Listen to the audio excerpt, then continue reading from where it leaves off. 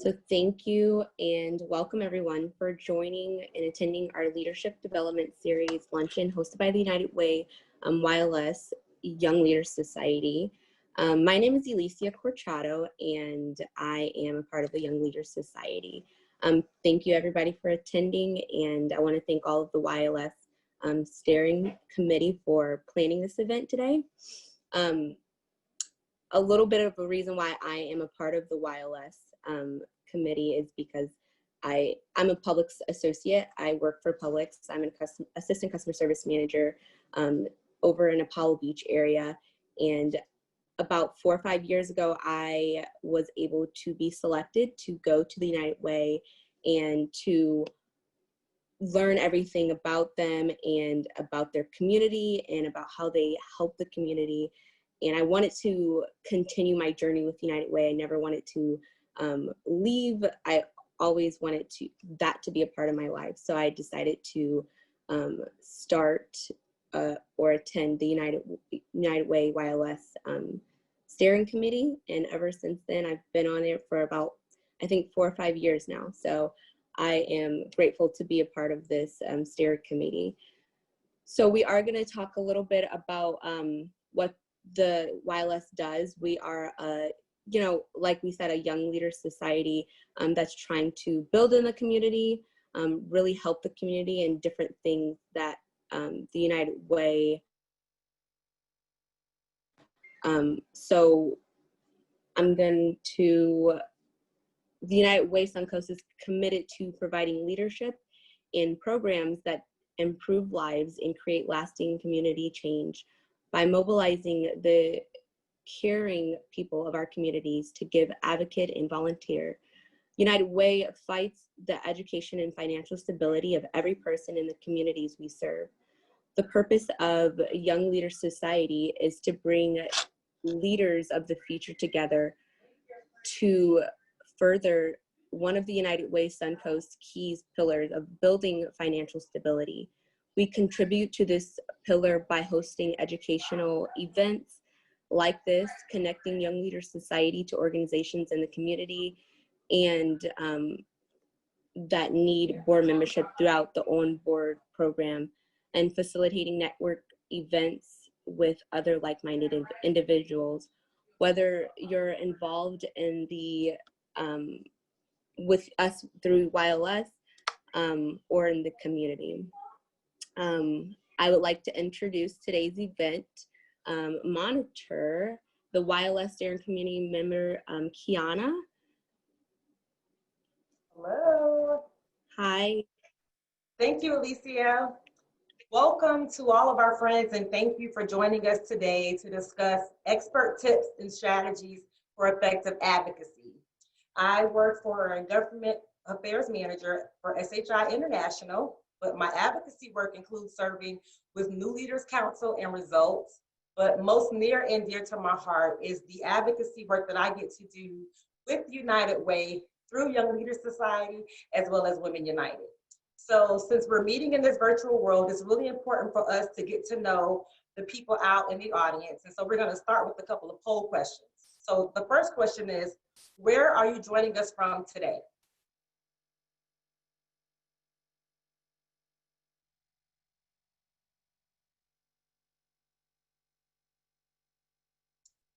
Seems to be a good mix of folks. Some people outside of Florida. Welcome to the Sunshine State. All righty. We'll end that poll and start with another. What field or sector do you work in, or are you seeking work in?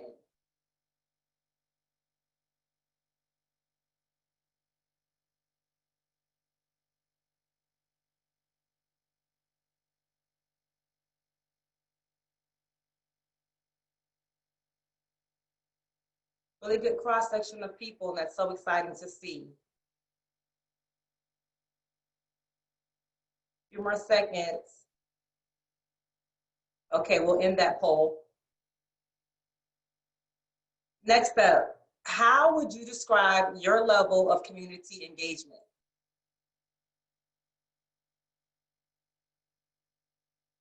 No engagement, that's why you're here. Low engagement, social media. Medium, writing letters to the editor, or high, volunteering, meeting with elected officials, etc. That's exciting. A few more seconds. Okay, we'll end that poll. So everyone here is engaged on the spectrum on some level, and that's really exciting to see. Most folks are medium engaged, writing letters to the editor and volunteering their time. So our goal is to move you to that next level of high engagement. Last but certainly not least, out of today's session, what do you want to hear the most about? We want to know this so that we can know how to steer our questions to ensure that you get the most out of today's event.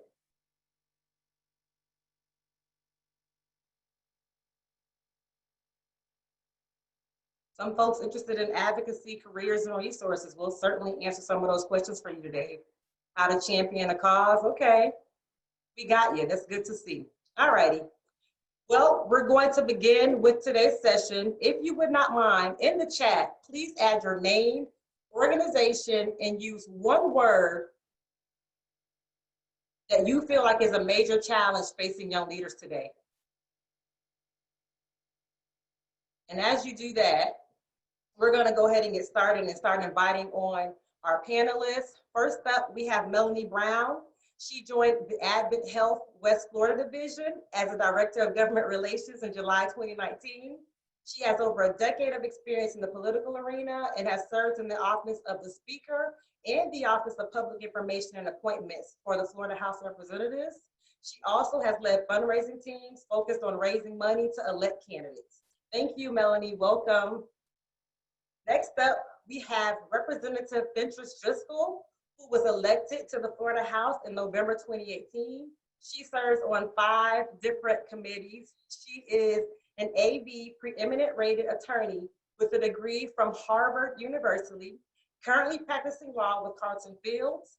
Rep. Driscoll has a strong belief in the importance of engaging women in leadership positions and engaging diverse voices in the democratic process. Welcome.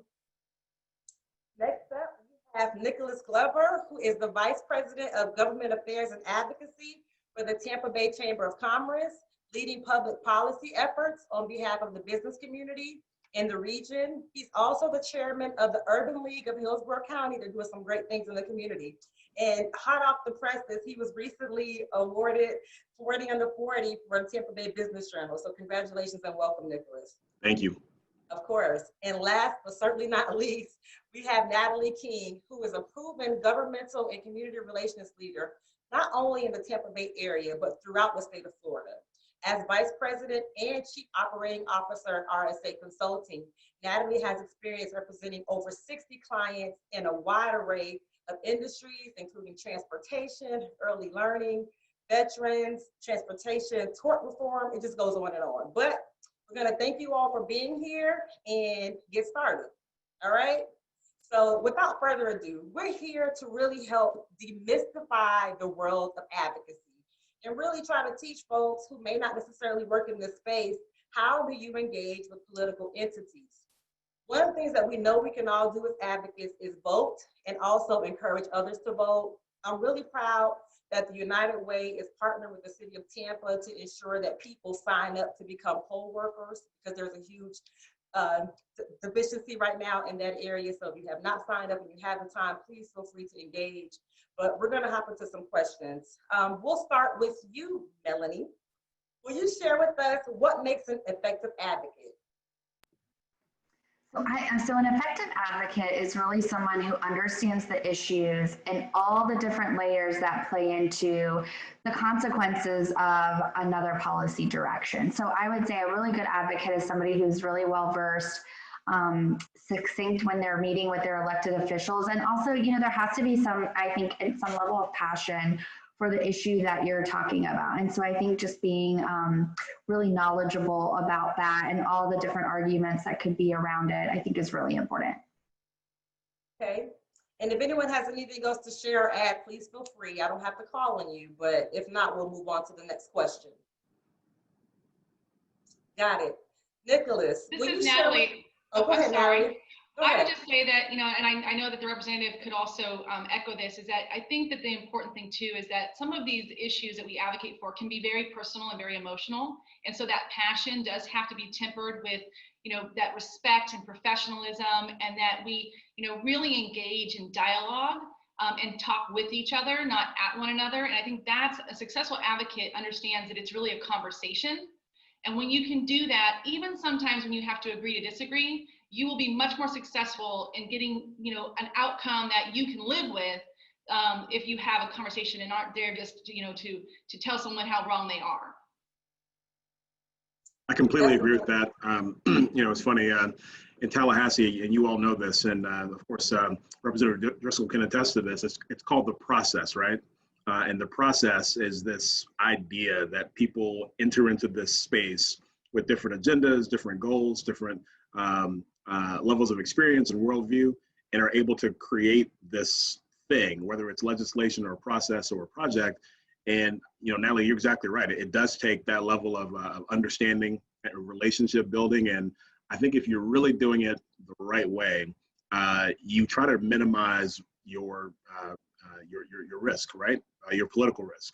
So being able to build a relationship over some amount of time, so that when you do go to someone with a specific ask or request, you know, it's not coming out of left field, but that you have some level of goodwill established with folks to be able to get them to at least hear your passion through the lens of understanding. All excellent. And I would add to that, you know, you have to have your clear concept and your objective.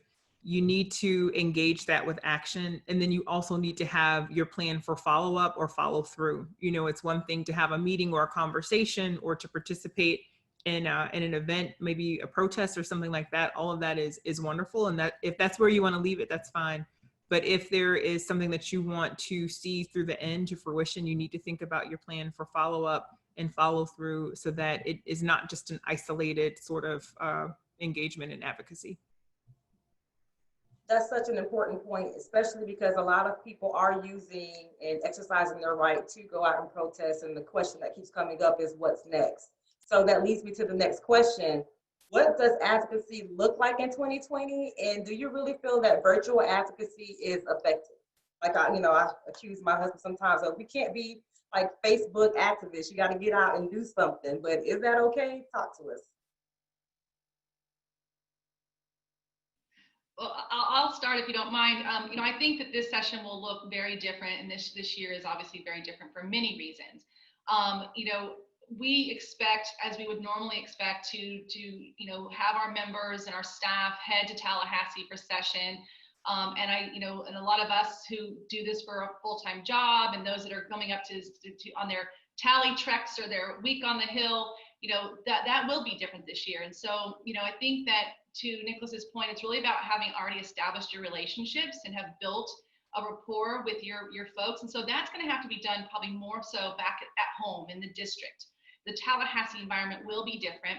And so virtual is going to probably have to be part of it. But at the same time, relationship building can be done one-on-one before you need something, before you're there to beat on their door over a bill. And so I think that although it's going to look different, the mechanisms have to be the same. It's still about relationships. It's still about building the rapport. It's still about the outreach and finding ways to be creative in doing that. I mean, Zoom meetings, you know, they are very different. They're not as tactile and personal in the sense that you can't, you know, you don't get the small talk maybe, you don't get the handshake, you don't get the hug, but, you know, we can still connect and we can still make sure that we know where each person's coming from and figure out where we all want to go together as a team. And I think that even if we can't make the trips to Tallahassee, it doesn't mean you can't be present and accounted for. We're just going to have to be creative in how we do that. I would just add, like, I totally agree, Natalie. And I think that in this virtual world that we're in, I have found that for the role that I play is that I actually think that elected officials and their staff are more easily reachable because of the work, you know, because of the virtual space that we're in. And so I have really found local and state leaders, even congressional leaders, being much more willing to participate in a Zoom call. And I also think something else that you can do is really bring in more stakeholders. You know, you can really kind of keep, can you keep a tighter agenda, but also expand the reach of these virtual discussions? But I agree with Natalie, and this ties it back to what Nicholas said, that those existing relationships have to be, that's really the key, even in a virtual advocacy world. I think part of the challenge for folks in our world is to glean as much insight as you can possibly learn about a member before you engage with them, understand the things that make them tick, the levers that are important to them. What this environment to me has done is it's allowed me to do that in a really effective way. So if I want to find out what Representative Driscoll is doing over the course of a day, she's on a lot of conference calls and panel discussions like this one. And she's talking to you about the things that are important to her. So just having that level of insight, to Melanie's point, is so unique. I would have to spend a lot of time in committee meetings going from place to place to figure out the things that are important to the champion, right, that I want to call on. So I think, you really have to leverage this unique time that we're living in order to do that. And I think actually it can be much more beneficial to you all in terms of learning about those individuals. So I would add that, for what advocacy looks like in 2020, to me, just generally, advocacy is action that promotes or lead to some sort of a change. So that could be, like we referenced earlier, protest. It could be trying to influence public opinion and thought through writing an op-ed to the paper.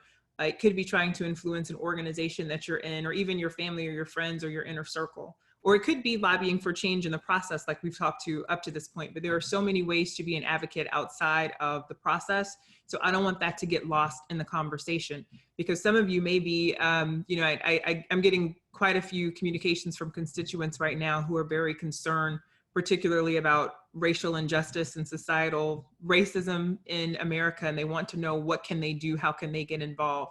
And it's not so much that they need to lobby me or other members just yet around legislation, because we haven't really put forth our proposed reforms yet, but they want to get involved at the grassroots level. They want to know, what organizations are trying to, really tackle this for the average person on the street. And so there are lots of ways that you can get involved with great organizations, including like the Urban League, which Nick was referencing, and he's the chair of that board. There are lots of great ways to be an advocate that don't require you to engage with membership. But to the question about whether virtual advocacy is effective, I say absolutely it is. And I give as an example, there's an organization out in St. Pete called Truth Shine. I say it's an organization, but it's more like a project. And they've been working with local elected officials and trying to get us to pledge our support for anti-racist policies. And they get this pledge from us. They record us saying this pledge. They do these video podcasts with us, which are really pretty cool. And then they have a plan to follow up with us throughout the legislative session to make sure that we're keeping good on that promise and that pledge. So virtual advocacy can actually be very effective. All of that was done over the phone in Zoom. Oh, thank you for sharing that resource, and we love the accountability piece of that. One of the poll questions led to why people are here, and there were some people, a large amount, that really want to know about how do you get into this work. And so I pose that to anyone on the panel. Does it require a poli-sci degree? Is it being deeply in relationships with folks that are in politics? How do you start in this work? I'm happy to go first. So I have a background in finance. I actually started off my career on Wall Street, focused on capital markets and NASDAQ. And I would not have believed you if you told me I'd be doing this work right now. But I think what happened over the course of those first couple of years in my career is, in addition to doing the 9-to-5 work that we all have to do to eat and to live, right? You're going to discover that you may have a passion that might be a little bit different than the things that you do for work. And that's what happened for me. Is I found myself volunteering for things at work that had to do with politics, policy, and advocacy. And when the credit crunch happened and things went really south for our world, I found myself unemployed and trying to figure out if I wanted to go back into that world or if I wanted to shift and do something that was much more aligned with my personal passions. that's what I did. I really tried to figure out ways to join organizations that were talking about the things that I wanted to lead and be a part of, and started joining some boards. And you'll love this. Via the United Way in New York, they had a great program called Board Serve that allowed you to learn about organizations that you were interested in, simply almost like a Match.com or eHarmony, where you select the things that are important to you. They then match you up with organizations that have interest. And that really is the way that I got started with this type of work. So I think just being willing to ask yourself those tough questions and making an intentional point to get involved with groups and organizations that are aligned with the things that you are passionate about. Before anyone else, do you mind, Melanie? I was just going to share because I couldn't help. One, I didn't pay Nicholas to say that. I don't even work for the United Way. I'm a volunteer myself. But the United Way does have a program through Young Leaders Society called On Board, which does that exact same thing. People who are interested in learning more about various issues in the community and how to be an effective board member, join On Board. You go through the top to the bottom of how to effectively serve on boards. And at the end of the cohort, you actually have the opportunity to meet with boards that are in need. And there's a bit of a match, like a speed dating, where you learn about that organization and they learn about your skill sets and you figure out if it's a match. So that was my shameless plug for YLS On Board. Go ahead, Melanie. No, I was just going to share that, I came into the process, I went to school at Florida State University in Tallahassee, and so I was sort of in the capital and found myself interning at a contract lobbying firm that represented some clients, including the one that I work for now, that I saw the work that they were doing in Tallahassee and really just got passionate about it from that perspective. So I sort of fell into an advocacy role. But I think when we talk about like what for me, it was also working about, I really wanted to be mindful about all the places that I pursued time with. And so I took a job with a political party to really understand the campaign process. I stuffed envelopes for my neighborhood state representative. I also worked for the Florida House of Representatives and did some agency work. And so I think that it's important to note that it doesn't all, from an advocacy perspective, it's not all just, the policy work too. It's also the political side of it, and also the agency, working for a unit of local government. That's also really a way to kind of understand how the process works and how, the budgets are made and how that impacts the people and the communities that you live.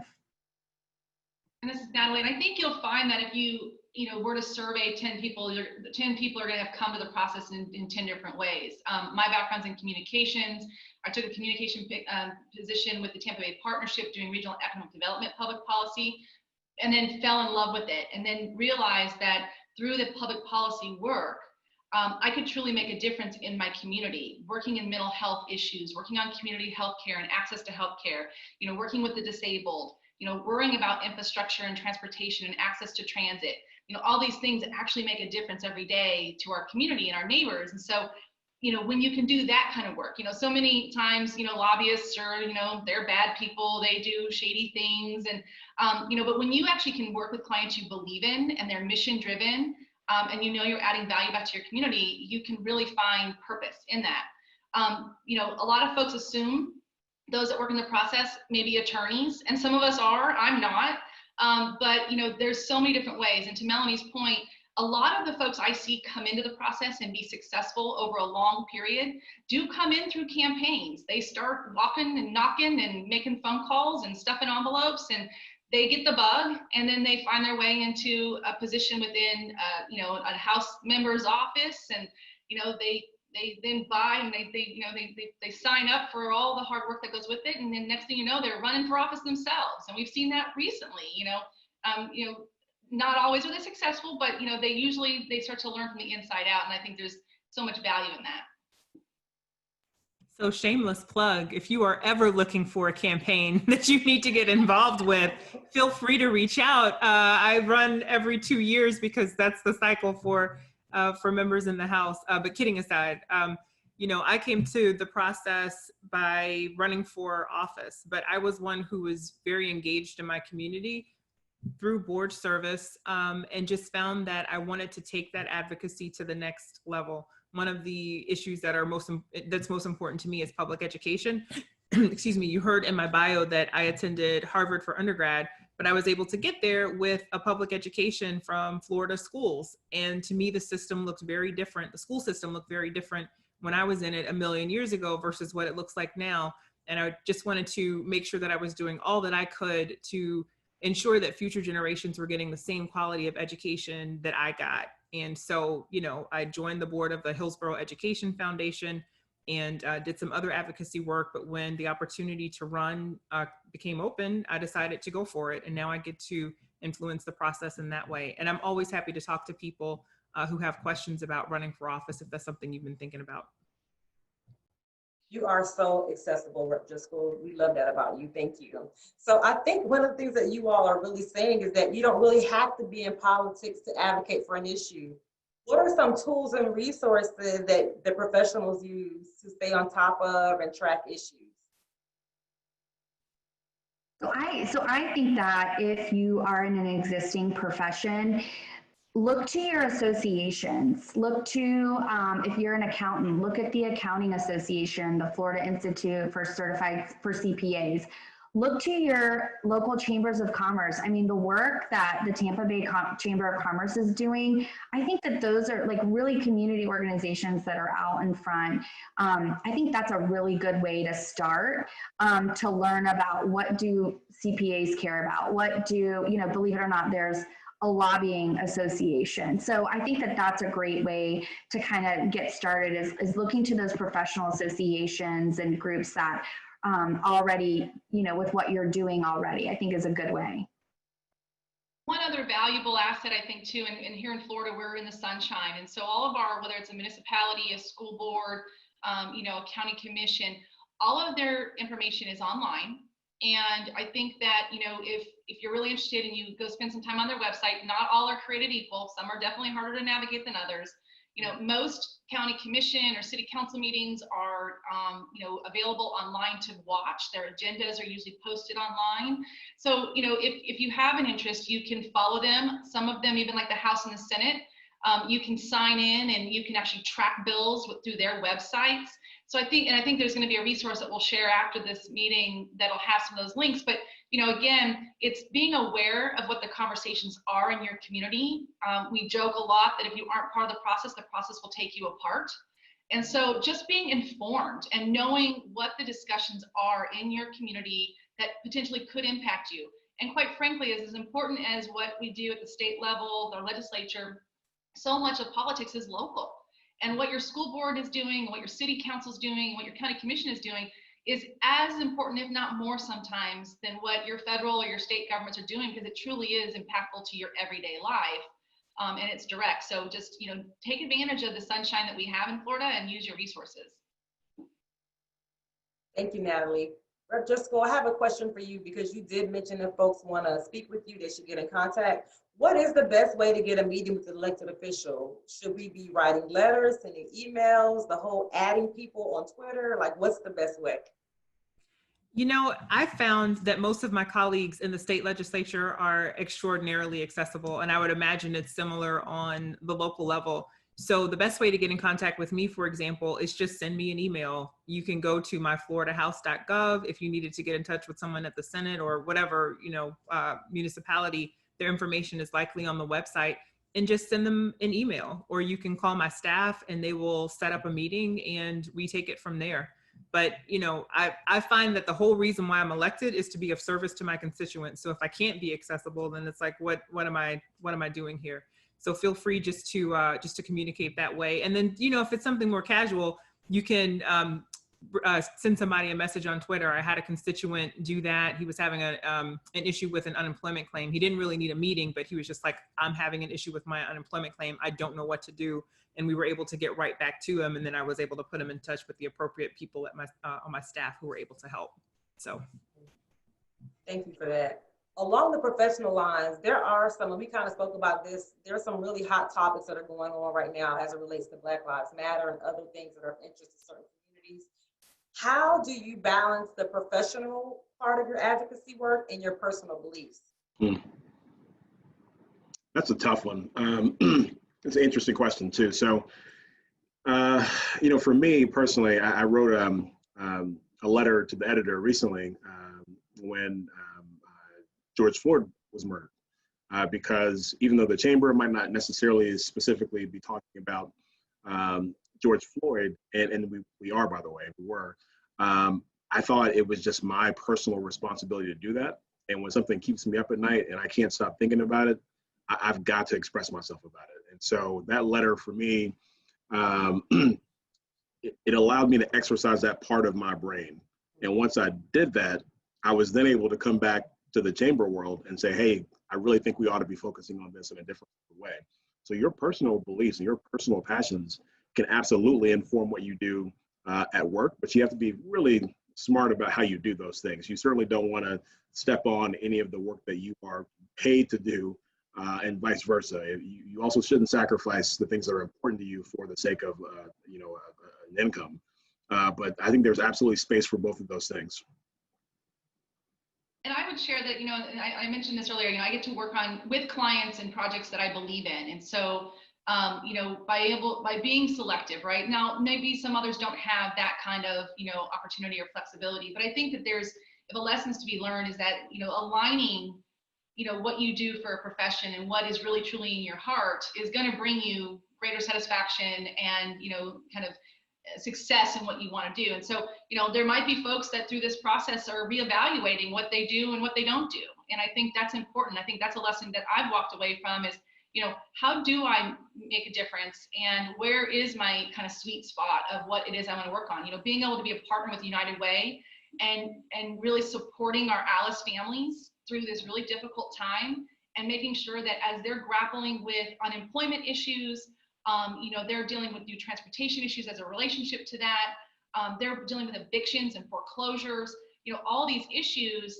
as a part of, the system that is maybe holding them back, becoming a challenge for them, being able to be a partner in that, because, I may not be personally having those issues, but because I can provide them assistance with being part of the voice for them to tell their story, I think that, it may not be my personal issue or my personal place, but I can still be an advocate and a voice for them because I can still appreciate, love, and support them from their place in the world. Absolutely. That is so powerful, Natalie. I'm going to ask you another question to kind of follow up. When it comes to your work, not only with elected officials and folks in Tallahassee, but from a nonprofit or local group, how do you champion a cause? Like you mentioned the United Way. Well, did you just like knock on the door and say, hey, I'm here? Like, how does that work? Well, in my business, a lot of, you get a client in two ways typically, either word of mouth, which I would say 95% of all of RSA's clients are because of word of mouth and existing relationships.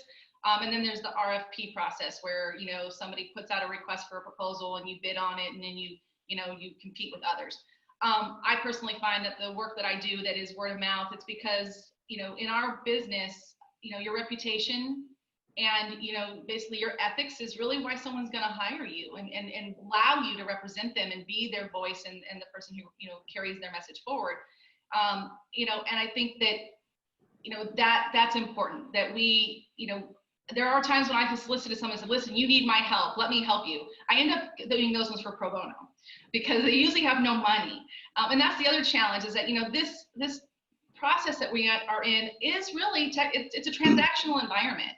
And those who have the budget to hire up a team of lobbying folks and have the ability to travel and have the resources to put their advocates in the right places at the right time, typically are going to have better access, right? So it's being creative. And I think you'll find there's a lot of advocates and lobbying teams that do a lot of pro bono because we actually do care about the community we live in.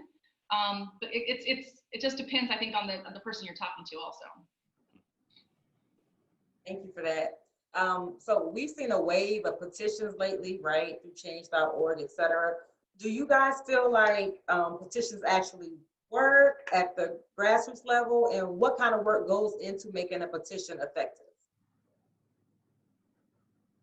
So I'll speak to that. I do think petitions can have some influence in the sense that they can change public opinion or galvanize support for a particular issue. So for example, remember Amendment 4 was on the ballot, Amendment 4, which restored the right for people who had been formerly convicted of felonies to vote, went through the petition process to be added as an amendment to the ballot in 2018, a constitutional amendment. Now we've seen our legislature unfortunately attack Amendment 4 and kind of backtrack on what I believe was the will of the voters. But the point I'm trying to make is there were legislators, lawmakers who had introduced bills every year to accomplish that same goal, and they were not able to do it. But when the people got behind the idea and the people did the work and signed those petitions, it got on the ballot, and then we were able to make that a reality. So I don't want people to think that petitions don't work, because they can be very effective. And again, I think it's all about, it just takes us back to that first question you asked, Kiana, like about what is advocacy and what does that mean? Like it's great to take some action, but it's like, what's your ultimate goal and what's your plan of follow through? You know, they had that goal in mind, that they wanted to get that piece of legislation into the Constitution, and it worked. So a change.org petition, sometimes it's just, you know, speak out against this or that, and that's fine if you want a statement of condemnation, but what action does that lead to? Like really think about what your goal is in mind so that you can have measurable change at the outcome of it. And I would agree that petition is a strong tool, but it's just one tool in the toolbox. And I think that's what we also have to be mindful of, is that there's so many ways, you know, whether you're trying to support an issue, and we tease, it's called giving our legislator and our elected body air cover. You know, you want to try to give them the support they need, or if you're trying to point to the concerns and issues, unintended consequences, all the things that come out of maybe an issue you don't support. And so whether it's a petition, a letter writing campaign, a phone call campaign, whether it is in-person meetings, when we can do those again, whether it's trying to, you know, get the media to give some coverage. I think there's many tools in the toolbox, but it's about making sure that the story is being told, and that the stakeholders that have the opportunity to influence or have an impact in the outcome are hearing your voice. And so, you know, like for me though, if I'm going to do a letter writing campaign and I'm going to try to get 50 people to write a letter to an elected official, I don't want a form letter. I don't want the same letter from everybody with their signature at the bottom. It has to be personal. It has to be real. You know, I really do want to try to get folks to really tell their story, make it personal, because that's what resonates, right? That's what's going to get your heartstrings. And at the end of the day, you know, we have the law, we have the rules, but we all know we're all human and we are affected by feelings. And what, you know, we need to get to the people's hearts when we make our efforts and our advocacy. And I think, Rep. Driscoll and Natalie, you bring up a good point, and I think that's something that we do in the advocacy world, is not confusing action with impact and making sure that the work that we're doing is really moving the needle. But there is, you know, there is room for action that, you know, if that's the way that we start in an advocacy initiative, and kind of what Natalie said, like a letter writing campaign, if that brings value to the work that you want to do. But I think that it's important when we think about making a change is really focusing on, you know, is this impact or is this just action? And you know, and that resonated with me, Nicholas, what you said about, you know, the work that the chamber is going to do in response to George Floyd, you know, like, you know, there's actions, but how do we really make an impact? And I think, like, just from an advocacy perspective, you know, keeping those things in mind as you're working on petitions on the grassroots level is just, you know, always reevaluating the work that you're doing to make sure that it's, you know, like making an impact. Yeah, and I think, you know, part of this work is about coalition building and trying to find the right groups of people. Natalie, to your point about, you know, not having the same form letter, but different voices and different stakeholders engaged. What's also true is that you're going to have different folks of varying experience levels, as well as their willingness to be involved. And some people's willingness to be involved in the coalition might be towards the petition side of the spectrum, while others might be willing to have you know, face-to-face meetings with elected officials or be available for press. And so having just, again, that all the above approach in your toolkit is a really smart way to to approach advocacy. Don't ever think that petitions don't matter. They do, especially right now when you can't necessarily get in front of a representative, but that you can still bubble up a voice. And that is just as good, if not better sometimes, than having a one-to-one conversation. That's good stuff. I'll pause real quick. If anyone in the audience has any questions, feel free to put them in the Q&A box so that way we can follow up a little bit later. But Natalie, I want to go back to a point that you made about not necessarily leaning towards form letters. I've written a form letter or two, I have to admit. So what are some other things or things that we should totally avoid doing when trying to get our voices heard? I'll ask the team that. I mean, I think that, every situation has to be evaluated onto its own, right? There are times when one phone call is all you need. There's other times when you need 500 phone calls. You need to make sure that the house's phone system basically crashes during the middle of the day so they know how serious it is. Every situation does warrant its own strategy. I think the one thing that I have learned, and Representative, tell me if I'm right or I'm wrong, again, regardless of how much you differ in your opinion and how different you come to your reasons why you differ in opinion, being respectful, and being realistic and being reasonable in your argument.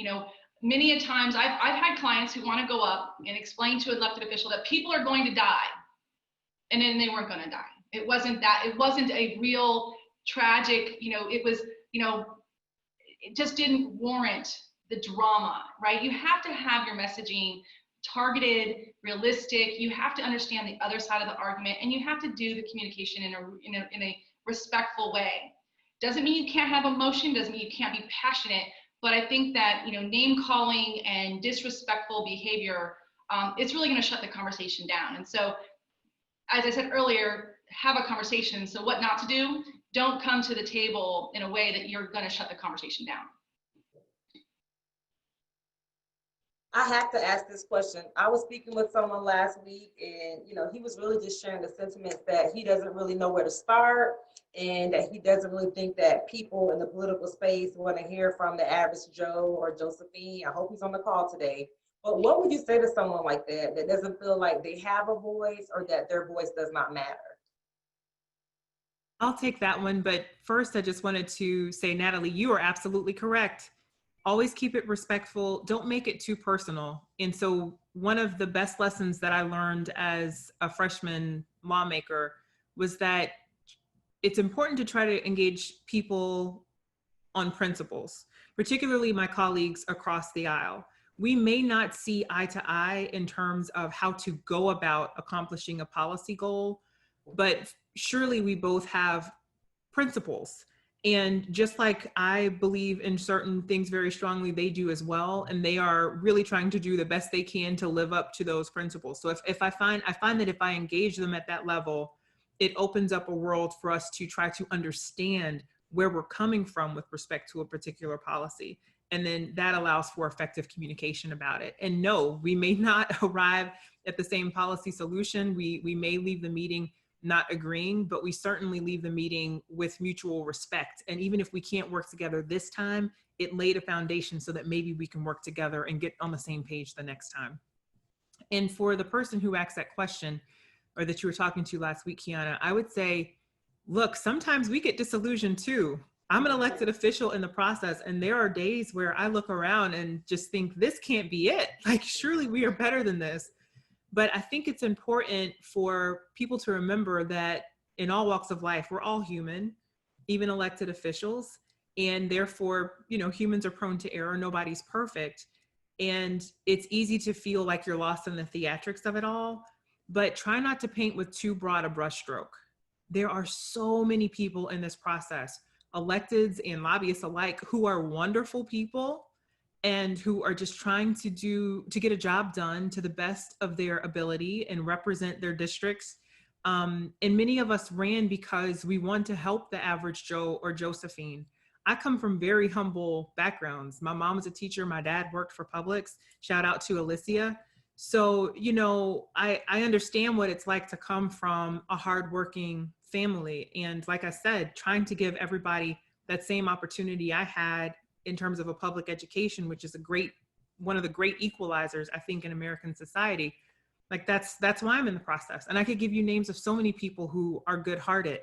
But I would also encourage us all to think about what's causing the discontent. Like, what are our expectations that we have that somehow reality is not matching up with, and then think about how those might need to be adjusted. So for example, if there's a policy outcome that you don't like you're just so tired of the Florida legislature taking votes on this or that, and they're slashing funding for this or that, okay, well then there's action that you can take to change that reality. There are candidates who probably have positions that line up with your policy ideals. So what can you do to be involved in the process and help support those candidates?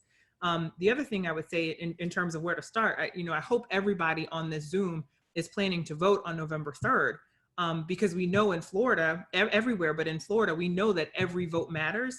And oftentimes races are determined by razor thin margins. So voting is a great place to start. Making sure you're well educated and informed is the next place that I would start, in supporting candidates who can help change the reality and to form it into more of a world that you would want to see, I think is the third place that you go. Good, like drop the mic. I love it. We do have a couple of questions that are coming into the chat. Michelle Christie asks, how do you combat fake news and find reliable fact-checking resources? I would say that I like to read news from multiple sources. So I tend to look at a source that's center right, one that's center left, and one that's kind of down the middle. And you have to synthesize that and figure out, what really is true. It takes work, right? Like it takes work. If you just want to be spoon-fed and not put in the work, then yeah, you could fall into a trap of believing some fake news. But I believe journalists still are, the press still is like the fourth institution in government, the fourth branch of government, and we need a free press. And it's very important to us. And so do your homework, read from a few different sources: Wall Street Journal, Washington Post, New York Times. Those are my top three. NPR is also a very good one. I would add the same, is to diversify the sources of information that you pull from, because I think that's and also diversify your network of people that you interact with as it relates to things like that. I think that's important. And I always find, like, if there's a policy issue that's being talked about in the news, go find the policy, go find the bill and read it, read the staff analyses. I think that's always something that we're so lucky to have access to. And so I would just encourage, to be open-minded to a position that may be outside of the press or being shared about. And exactly what Representative Driscoll said is diversifying all the places that you get information, not just social media, Facebook and Twitter, but really dialing into some of those other websites and associations and newsletters where you can really get a good perspective to make your own educated decision on where you might fall on that. And I would reinforce that, and I said it earlier, is going to the source, watching the committee meetings, watching the city council meetings. If there's an issue that you're really passionate about, go to the source itself and watch, because my degree is in public relations and journalism, and I can tell you there's bias. There's every headline is they're looking for clicks. There is going to be a slant. There's a narrative that's part of it. There's a theme that's part of it. If you want the facts, watch the meeting, listen to the conversation, and make your own interpretation. So that's, for me, there's so many times I have actually been in a committee meeting listening to a conversation around a bill, and then 6 hours later I read the article and I'm like, that's not what happened. I was in the meeting. That's not even close to what was said, right? I'm sure it's about interpretation. It's about, they have 300 words to try to tell a story with, and there's only so much you can capture. So go to the source as much as you can, especially if you're truly passionate or you're trying to make a difference in that specific issue. And just to reiterate, the source is not going to be Facebook or Twitter or Instagram. It's a reputable journalistic source. It's also committee meetings, hearings. If you have access to be able to watch city council meetings live, or Hillsborough County, or any county for that matter, commission meetings live, do that. Again, one of the benefits of where we are right now, you can have multiple things on at once. paying attention to different elements, get comfortable with reading an agenda, seeing where different items are hitting in terms of your time of day to be able to manage that process. But I definitely think all these ladies are right in that regard. We have another question. How do you talk to someone that may have a strong negative opinion around something that you support, especially in these times? The things that I attempt to do is I try to listen first, because if, you know, we all come to our feelings and our opinions based on our life experiences. And so, you know, if they have a strong opinion, find out why. Listen to them first before you try to tell them they're wrong. You know, meet them where they're at and understand it. You may just have to recognize that their opinion is valid for them and yours is different than theirs. And there may not be something to be persuaded, and it may not be an argument that can be won or fought. It may just be worth acknowledging and respecting where they come from and moving forward. You know, if they have bad, like just on its face, bad facts, bad information, bad data, that's a different conversation. But if their life experience has brought them to a feeling, you know, it's not for us as somebody who has a different life experience to try to change their mind. So for me, listening is the most important aspect of that. That is important. And I think someone else mentioned it too, not necessarily always being partisan, but trying to connect with folks regardless of what side of the aisle they're on. That's so important. I'm still trying to learn that lesson myself. Okay, I don't see any more questions. I just have one more because you've all shared such great information on this topic. What would you tell people to focus on as a starting point when they leave here today? So I'll go first. I read a lot, whether it's articles or being a news junkie. There are a couple of books, and Nellie and specifically hit on this about the personal aspect of advocacy and the emotional appeal of it. One of the books I read recently was The Political Brain by Drew Weston. I'm not sure if you're familiar or not, but it basically centers on, you know, how you go about the process of persuading someone.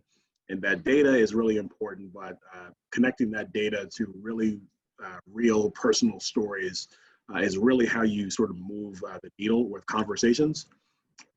I think taking in that type of information is really where I would start. That sort of tells you what the blueprint looks like.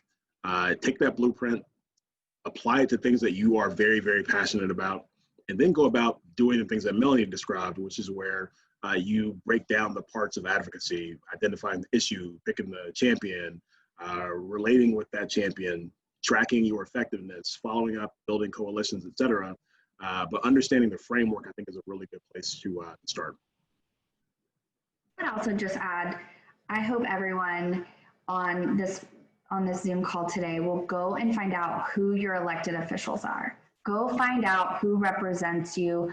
Go find out what they stand for. And I would also add, go find out, look at the candidates that are on the ballot. I think that that's, in order to influence them and influence a lawmaker, you have to know who represents you and what they stand for. And so I would just say, I really hope that that's something that everyone here will do, is start off by making sure that you know who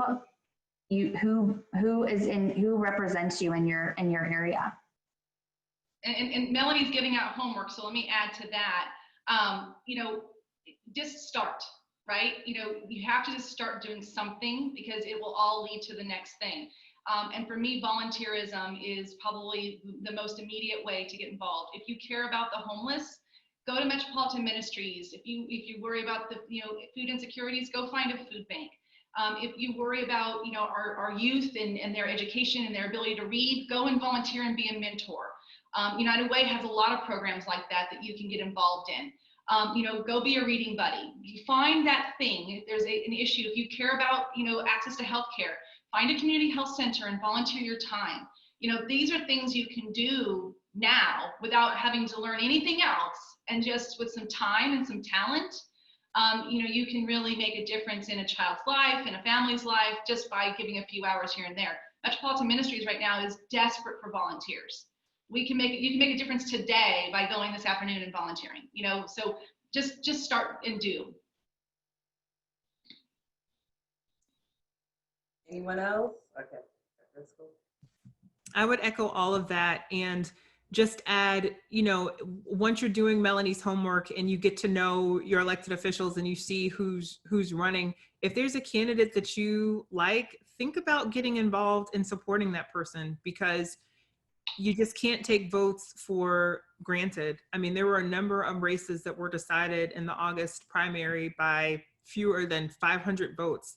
That's not a lot. Like, most of you probably have more than 500 followers or friends across all of your social media platforms. So if there's something that you believe in and someone who supports that thing that you believe in, think about what you can do to help them, because it's hard being a candidate. It's tough raising resources, and they could probably really use your help. Wow, such great information. Well, thank you so much for Driscoll, Melanie, Nicholas, Natalie. You've done so much to educate us all on this topic. One thing that I know is clear is that 2020 is all about the power of the people. And we're really hoping that today's event has motivated folks to go out and, you know, see the power of their voice and our collective voices. We will be sending out a quick reference document for anyone who wants to know more about how to engage and advocate for issues that are important to them. Nicholas, if you wouldn't mind dropping that book that you recommended in the chat, that'd be great, because I try to write it down with my pen, of course, right now. Thanks again to Alicia and to Daniel and Brian from the United Way, and of course for the entire Young Leaders Society Steering Committee. We appreciate the audience for being here. There are a couple of events that I'd like to highlight. Advocacy 101 is going to happen next Thursday, September the 17th. That's being sponsored by Women United. There are tickets available on Eventbrite. And if you are not on LinkedIn and a professional, you need to be on LinkedIn. Everyone needs to be on LinkedIn. So Women United is also going to be hosting a Launch Your LinkedIn event on September the 30th to really learn how to enhance your brand. So we appreciate you all, and have a fantastic rest of the week.